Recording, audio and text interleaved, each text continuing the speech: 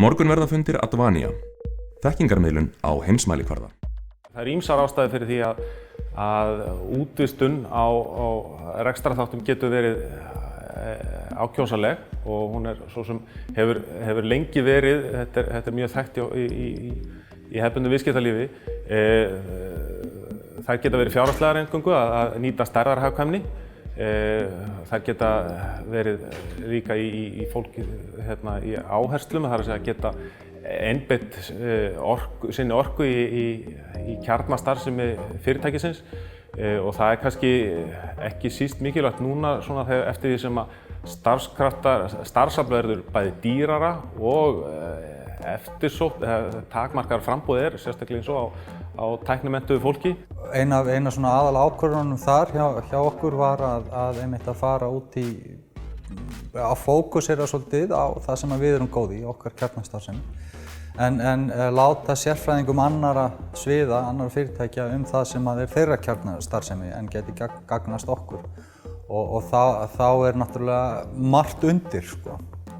Eins og þetta var áður þá var upplýsingatækni í rauninni dreifð á margar deildir fyrirtækisins og var í rauninni engin stefna hvernig skyldi haga því og hvernig maður hagaði bara samskiptum við birgja og hvað maður gerði sjálfur og hvað maður léti aðra að gera og hvað maður þurfti hugsanlega að ráða starfsfólki. Þannig að þetta var svona að skrapa þessu saman og búa til heildstæða stefnu, það var fyrsta verkefnið. Og svo náttúrulega bara að fylgja því eftir, að fylgja framtíðarsýn strætó eftir í upplýsingatæknimálum.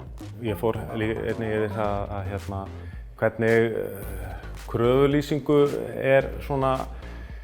er unnin og hvaða þættir er æskilegt að hafa í kröfulýsingum og leggja það kannski sérstaklega áherslu á það að koma fram svona þessum viðskiptaþörfum umfram kannski beinar tæknilegar þarfir, þannig að þjónustu aðilar geti komið fram með sínar bestu lausnir til þess að leysa viðskiptaleg vandamál, frekar heldur en að koma bara með einhverjar mjög tæknilegar útfærslur.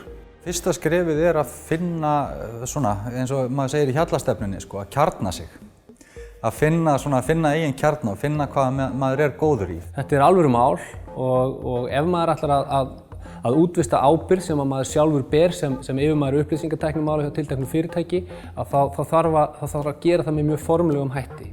Og að undanfari þessa verður að vera greining á þörfum, skjölun á öllum kröfum sem eru gerðar til mismunandi kerfa og í framhaldi er hægt að í rauninni stilla af samning og þá velja þjónustuaðila sem er best til þess fallin að takast á við verkefnið. Það náttúrulega hefur ýmislegt í för með þessum að útvista. Þú ert eiginlega að treysta ákveðnum hluta starfseminni, færa hana til þriðja aðila sem þýðir það að þú þarft svona að skýra mjög vel hvað það er sem þú ætlar að útvista og hvað það er sem þú ætlast til af þjónustu aðilanum.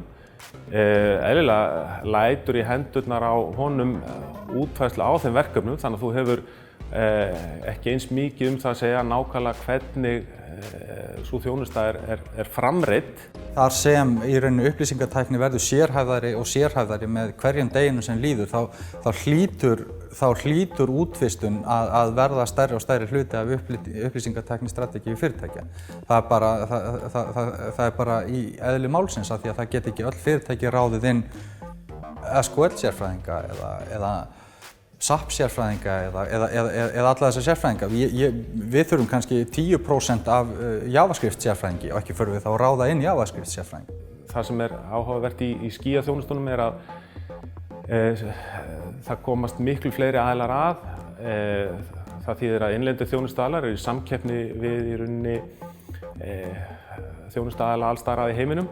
En það hefur líka þau áhrif að innlendir þjónustuaðilar geta fara að þjónusta erlenda viðskiptavini. Þannig að þetta er bara gríðarlega spennandi markaður og tækifærin óþrjótandi, bæði fyrir þjónustuveitendur og fyrirtækjastofnanir að nýta þessa þjónustu. Kaupendur munu í meira mæli gera kröfur á það að geta keypt upplýsingatækni sem þjónustu og vilja geta skala sína upplýsingatækni. Eins og ég kom áðan inn á í máli mínu þá liggur mikil umfram fjárfesting og rauninu offjárfesting á íslenskum upplýsingatæknimarkaði einfaldlega vegna þess að það er verið að reka eyjur sem ekki er hægt að skala nægilega vel. Það er verið að yfirfjárfesta til þess að takast á við eðlilega álagstoppa sem kom í kerfin. En þó ekki sé nema bara þarna þá eru í því fólgin mikil tækifæri að leita leiða til þess að úthýsa og koma inn í samhýstar auðlindir þar sem þjónustuaðilar geta þá betur sveiflujafnað og þar á að vera hægt að ná fram mikilli hagræðingu. Morgun verða fundir Advania, þekkingarmiðlun á heimsmælikvarða.